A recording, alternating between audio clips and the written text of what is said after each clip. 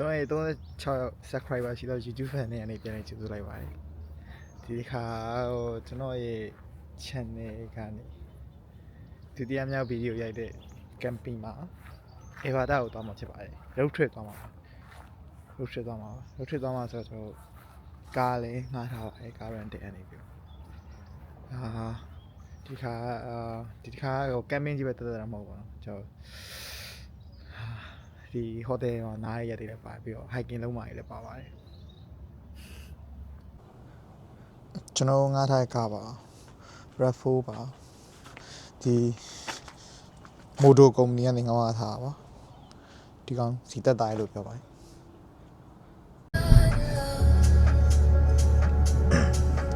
မနက်10:00 နာရီပါချစ်တော်ဆရီကနေစတင်ထွက်ခွာရေးဖြစ်ပါတယ်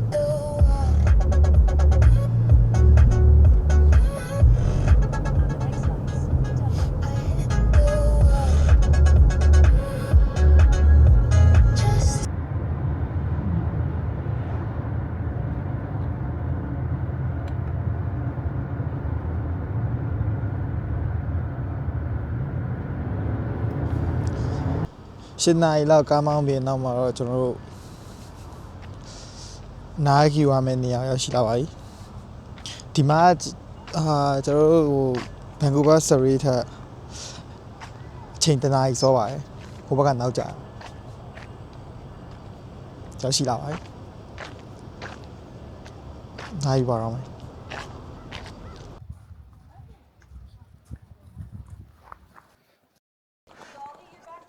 ကျွန်တော်ခုကန်ဆာလုပ်ပြီးတော့ပါပြီ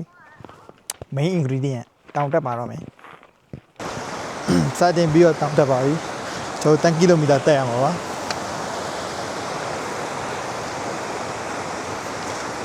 အစပဲရှိပါသေးတယ်ဒီမှာခြေနဲ့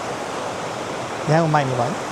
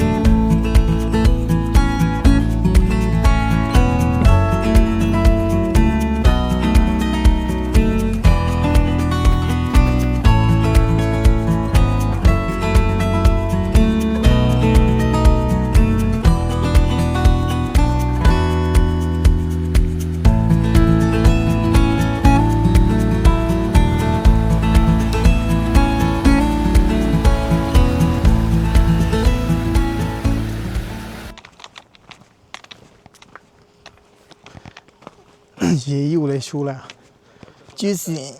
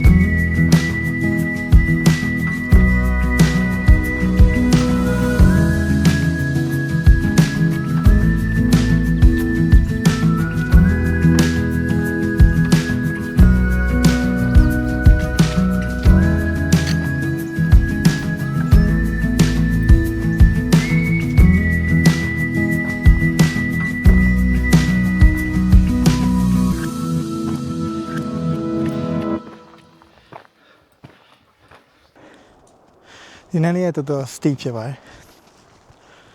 ကြိတ်ကြသွားတာအများများ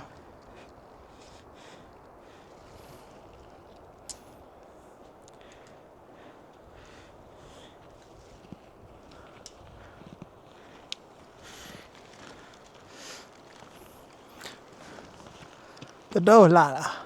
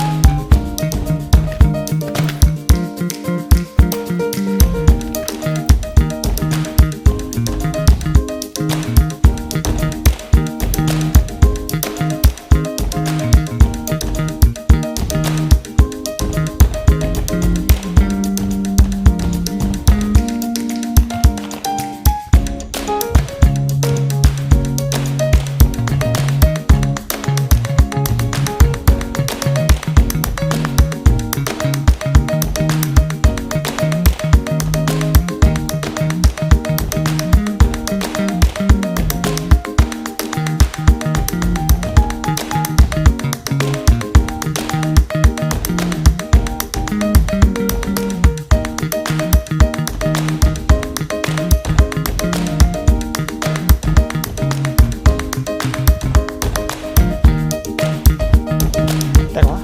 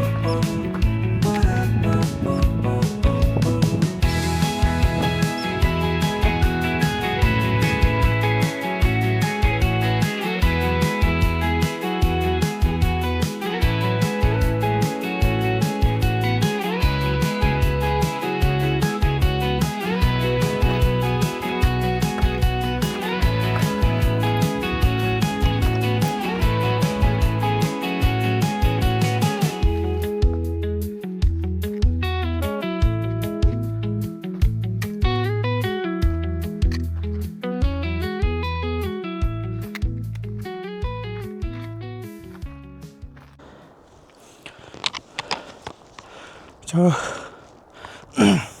ဟိုဟာလက်ကိုကြော်လာပါပြီကျွန်တော်ဟိုးကကန်ထိသွားမှာပါဟိုးအောင်မှာခြေကုံလေးလည်းရှိပါတယ်ကျွန်တော်အပြင်ညရင်အဲ့ကိုဖြန့်ဖြတ်ပါတော်တော်လှရဗျ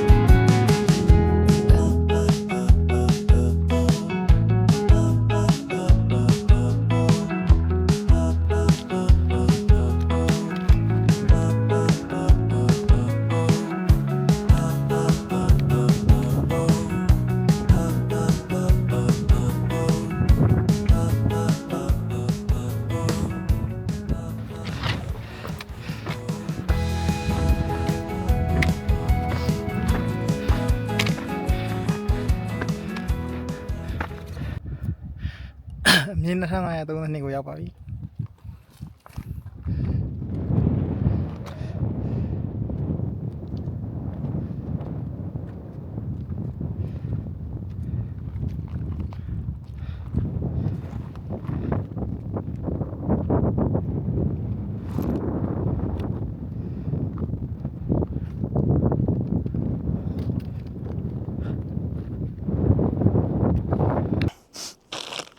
မုတ်စားလိုက်ပါအောင်မယ်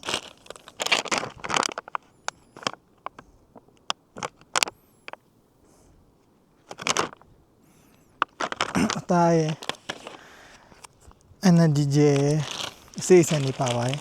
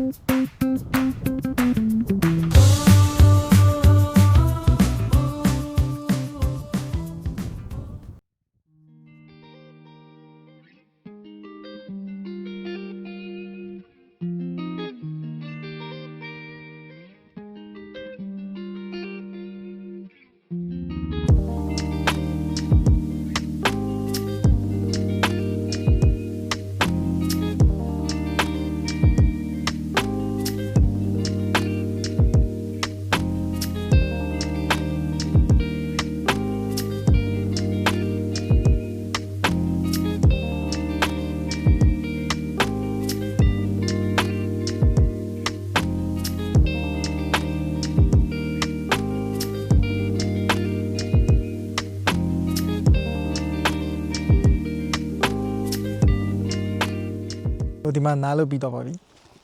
နောက်ထပ်9ကီလိုမီတာလောက်ရှောက်ဖို့ကြံပါတယ်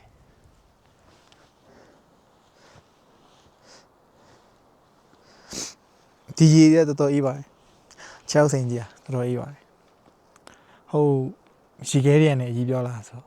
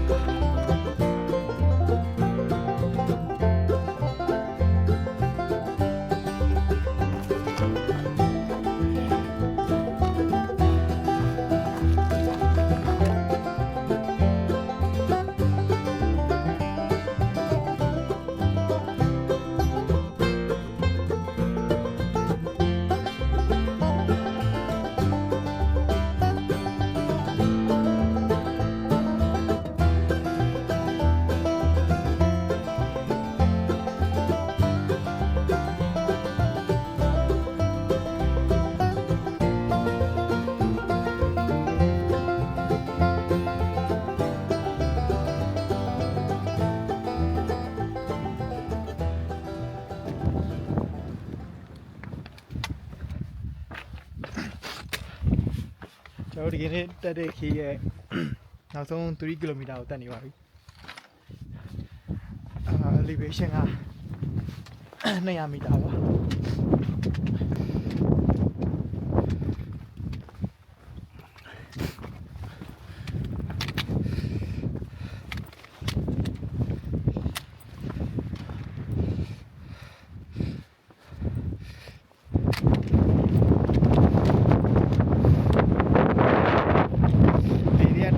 တိုက်ချက်သွား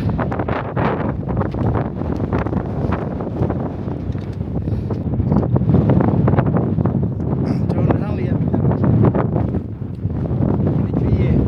နောက်ဆုံးစိတ်ဒီနားနေပါ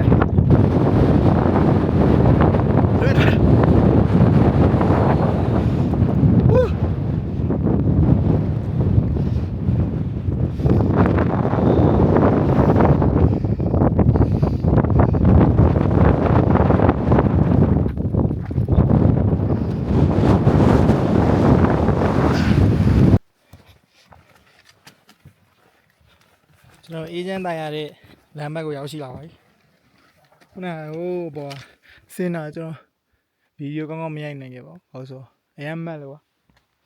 တန်ရိုးသွားရင်းနဲ့ပဲခြေထောက်ကချော်နေရပါတော့အဲကြ hiking book ကိုင်မှာသွားရခွာလောက်လိုက်တော့ဗီဒီယိုရိုက်နေတည်သွားမှာဆိုဟုတ်တာပန်းမွင့်ကြီး wine flower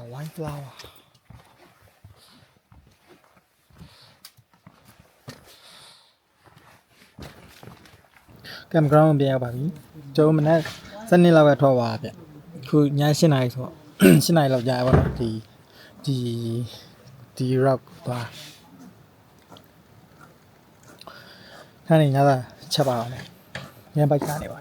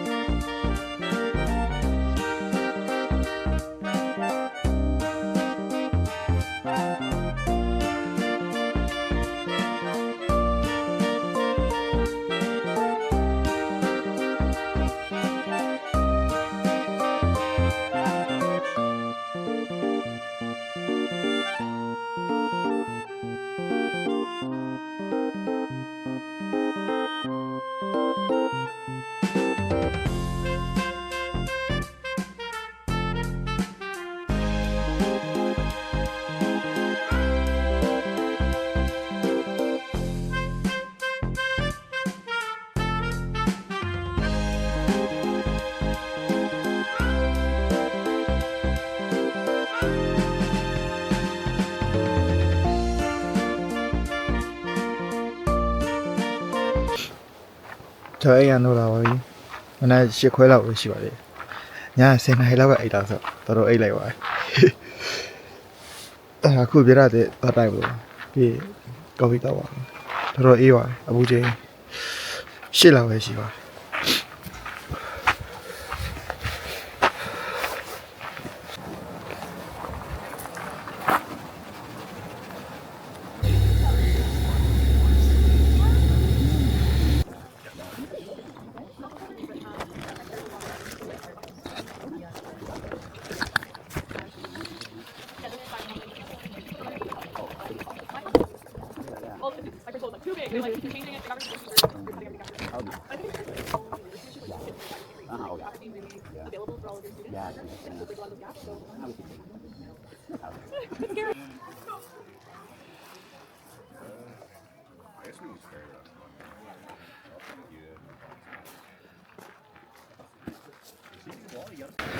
ကျွန်တော်ကန်နေပါတိန်လို့ပြီးတော့ပါပြီ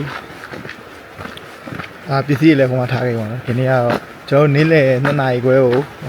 ကပ်ပကင်ကြီးကိုပြန်တော့မှာဖြစ်ပါတယ်အခုမနက်ကတော့ကျွန်တော်ဒီရေကန်နှန်းကိုပဲရှောက်သွားကြည့်ပါတော့ဒီတိုင်းဒီတော့ခဏတော့တောင်းမတက်တော့ပါခဏတော့အေးစေးပဲလမ်းလျှောက်ပြီးတော့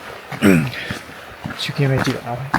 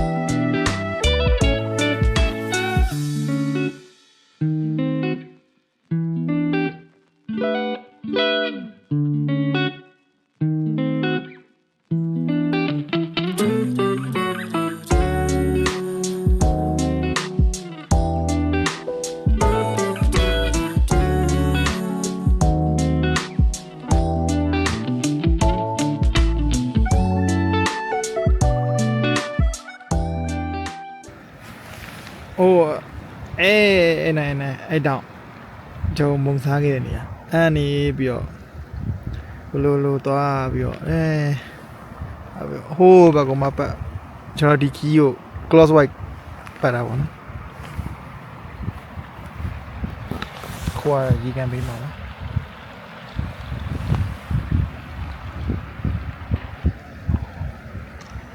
တောင်နေမှာမိကိုရင်းနဲ့အုပ်နေပါ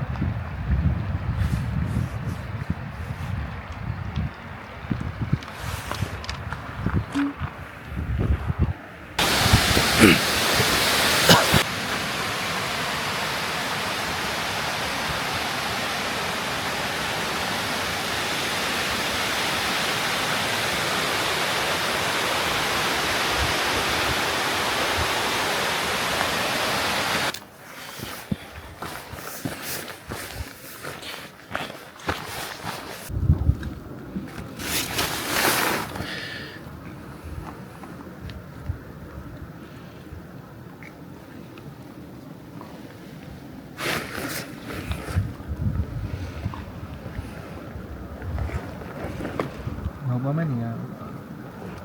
ဒီအပေါ်မှာရေရောက်မှမသိတာဒီမရှိတော့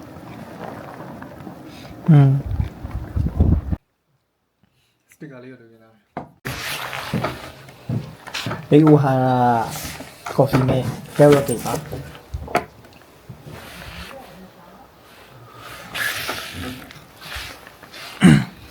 ตัวတရက်ကိုသူ့အချိန်နဲ့လိုမရဘူးခုကကျွန်တော်တို့ဒါတနား8ခွဲနဲ့1ခွဲပါခုကကျွန်တော်တို့တနားခွဲပတ်ပါကျွန်တော်2နာရီခွဲတိုင်းပြန်တော့ပါမပြန်ခင်လေးနောက်ဆုံး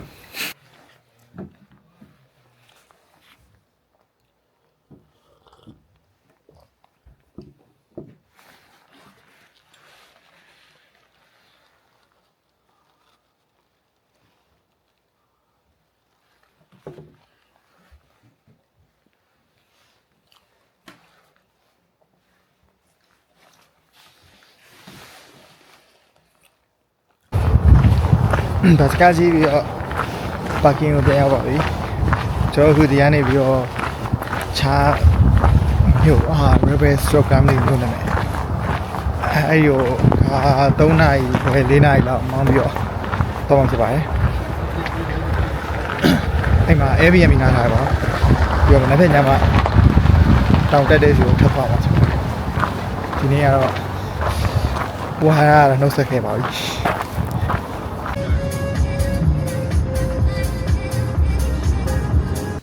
တဲမနေရတော့ရှိလို့လာပါပြီဒီချိုးလို့ရပါတယ်ရေရမ်းချိုးခြင်းနေပါပြီ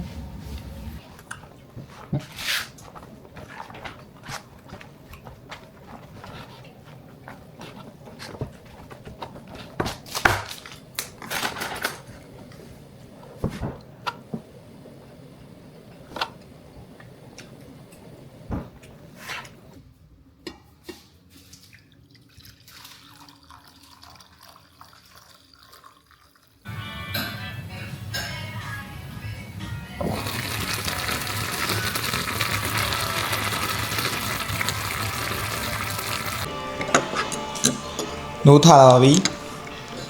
ဒီနေ့မနက်ထားတာကော်ဖီနဲ့ကော်ဖီပြုတ်ပေးထားပါမယ်ပြင်းသွားဝယ်ရမှာပြီးတော့ပါဒီနေ့ကျွန်တော်နေ့လေ7နာရီတိုင်းစပြီးထွက်မှာပါကမ်ပိန်းလုပ်နေရအောင်အပြင်ဒီနေ့ hiking ဒီတစ်ခါ hiking ကကျွန်တော် distance ကတိုးပါတယ်ဒါပေမဲ့အမြင့်ကမနေ့ကထပ်ပိုပြီးမြင့်ပါတယ်အချိန်ကလည်းမနေ့ကထပ်ပိုနေပါတော့4နာရီလောက်ပဲ hike let's go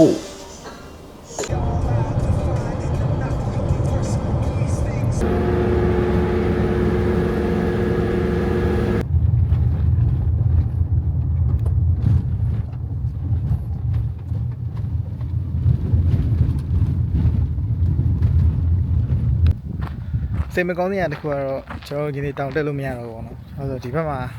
တော်မီတွေတအားလောင်တယ်။ကျွန်တော်တောင်တက်တဲ့နေရာခုနရောက်ခဏနေမှကျွန်တော်ပြန်လှည့်လာခဲ့ပါဟုတ်ဆိုမိကိုတွေတအားများလို့အသက်ရှူရမကောင်းဘူးတော့ဒါကြောင့်နေတောင်ပေါ်ကျမှအသက်ရှူကြတာတွေပဲဖြစ်မှာဆို။မနေ့ကဒီဝန်နေက orange ဆိုတာကျွန်တော်သိပါတော့ဒါပေမဲ့ဒီလောက်ကြီးဆိုးမှမထင်တာဘူး။အသက်ရှူရလည်းအဆင်မပြေဘူးပေါ့။ဒီမှာဆိုရင်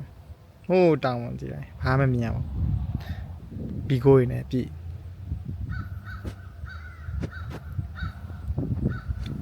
အမို့ခဏရတော့ဘာဆက်လို့မှမသိသေးပါဘူးစင်ပြရတခုကြည့်ကြလို့နောက်ကဘောလုံးဝင်းရတော့မိုက်